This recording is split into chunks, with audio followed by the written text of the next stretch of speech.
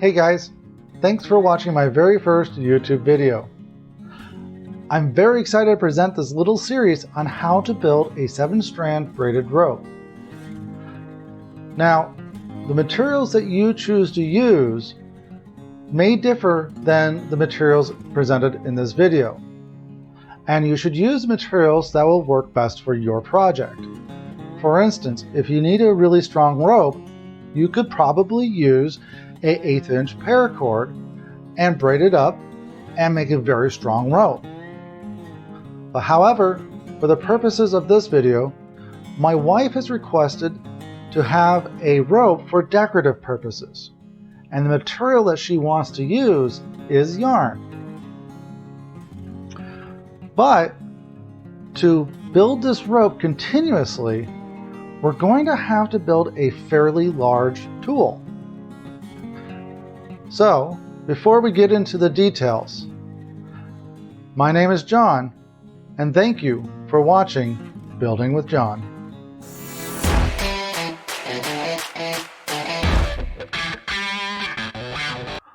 Alright, let's get started. All of my projects generally go through 5 major steps.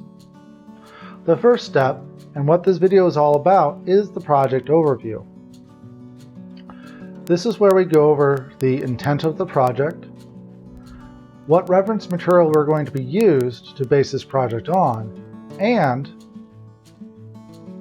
what things around here we're going to use to build the project with. Step 2 is the design phase. This is where we use 3D CAD software to design the parts being used for this project. In my case, I use Autodesk Fusion 360. Step 3 is the build process. Now that one's quite self-explanatory. Step 4 is the testing phase. This is where we get to test this case, the tool, before we send it upstairs for my wife to use continuously. And step 5 is the application phase. This is where the continuous use of the tool gets to be done. We get to see the rope, in our case, the rope being built, and to see if the tool's working to our needs. If there's any problems, we'll be able to address them right away and make any corrections as needed. So let's talk about the project.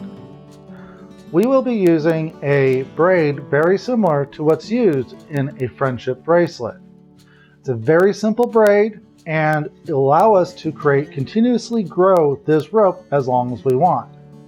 But because of us wanting to grow it as long as we want, we're going to make it quite complicated, unfortunately. So that's what this tool is going to do for us. Doing some research online, I have found this video from this lady who does an excellent job describing how a friendship bracelet is made. She even goes on to describe how she builds her tool to get her job done. You can actually watch this video in length through the description I provided in the description below. But to briefly go over the process, she takes 14 strands of string. She groups them up into 7 sets. She then takes a piece of cardboard, draws a circle with a protractor. Within that circle, she breaks it up into 8 equal parts by drawing 4 lines. At which point, she cuts out that circle and cuts out a hole in the center. She then cuts out 8 slits where the lines meet the edge of the circle. Now the tool is complete. She takes that knotted end and stuffs it through that center hole. She takes the loose ends, in her case groups of 2, and puts it into each slit equally through 7 of those slits, leaving one open. From that one open, she counts over 3. She takes that piece and folds it over to that open one. From the newly open one, she counts out over 3 more and she folds it over. From there, she will continue this pattern forward. Count 3, over. Count 3, over. However, there's a bit of a problem for us. As she continuously grows this thing, you notice that her string gets tangled up that hangs over the edge. You will see her using her fingers and raking out the spare string. It's not going to work for us. So we're going to have to do something a little bit differently. So what we're going to have to use is a different setup. We're going to have to contain our yarn to not have it go all over the place.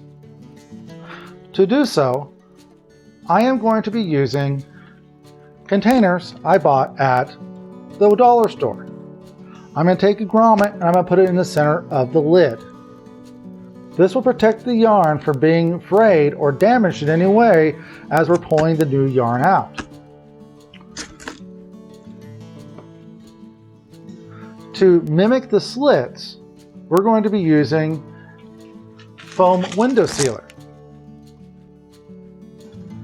Coupled with a piece of wood, we will be able to create a V shape that we will be able to wedge the yarn into to keep it nice and tight. Now to create the rest of the tool, we'll be using spare plywood I have around, as well as some reclaimed lumber to create the structure of this tool. Now, since this tool is going to be fairly large, we don't want to have it just to be on a table or something you have to walk around. You want to be able to spin it so you can sit in one place and not be, well, we want it to be a little more ergodynamic. Luckily for me, I had an old gumball machine that, well, it was beyond disrepair, but I did save the base, its stand or leg, however you want to describe it, and the swivel or Lazy Susan bearing, as you might want to call it. Either way, this is what's going to be used to house the tool itself and allow it to spin freely on its axis. All this is going to be held together through the provided all thread. So I hope you find this video series helpful to you. And if you would like to continue watching, hit that like and subscribe button so you can be notified when our next video comes up. And thank you for watching, and I'll see you next time.